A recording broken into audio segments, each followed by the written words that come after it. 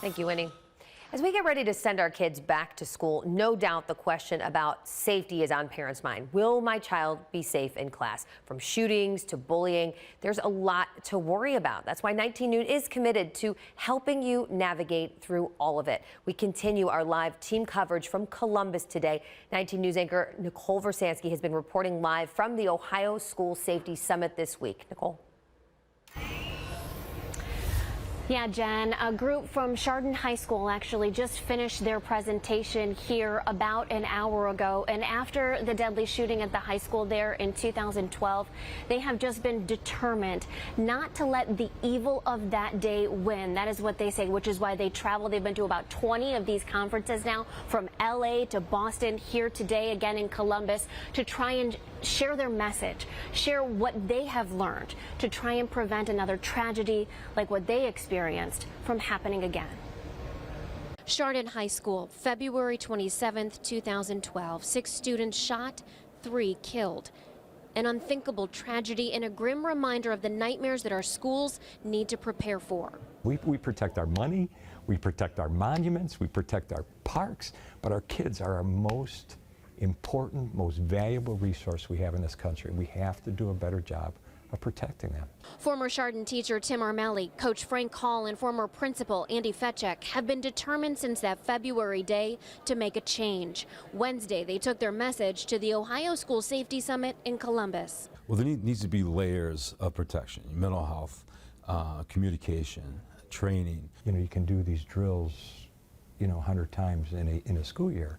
But if you can do other things, you can put an SRO, in the building. If you can get a mental health specialist in the building, if we can do things as far as better entryways, more secure that way. If we can use different type of bullet-resistant glass. So the whole idea then is to just become more layered. We can't let the evil of that day win. What do you see as the positive change that is coming from this? That's a great question. No one has ever asked me that.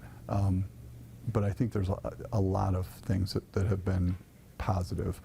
The attention to mental health. Fetchek says taking the stigma away from mental health is opening the door to important conversations. Which 16-year-old kid wants to step in front of his friends and say, I'm struggling? But I think it's easier to do that now, and there's more resources, counselors. People are going to prevent these things. You can put all kind of detectors and, physical things in place, but when it comes down, it's going to come down to relationships, with people, relationships between teachers and kids, staff and kids. And while it's hard to show these lessons are working, how do you know when something's been prevented? You don't. All 3 men truly believe change is happening and lives are being saved. It's working. We have to get better. We have to continually question ourselves each and every school year, each and every quarter of every school year. Right. What can we do better? What's out there that we can add? And another big part of their message today is that of recovery. So often schools have emergency preparedness plans in place, what to do in the event of emergency, but they forget to put a plan into place for what happens after, for that recovery, as far as guidance counselors helping kids, helping staff deal with the traumatic event that they have experienced.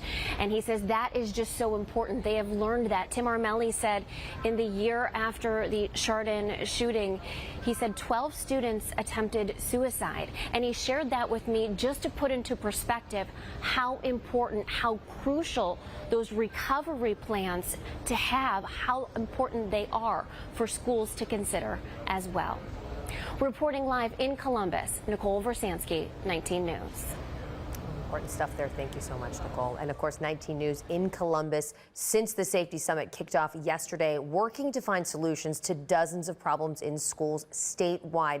Right now on our website, app, and other online platforms, find all of our 19 solution stories from the summit, a good resource as we count down the days until it is back to school time.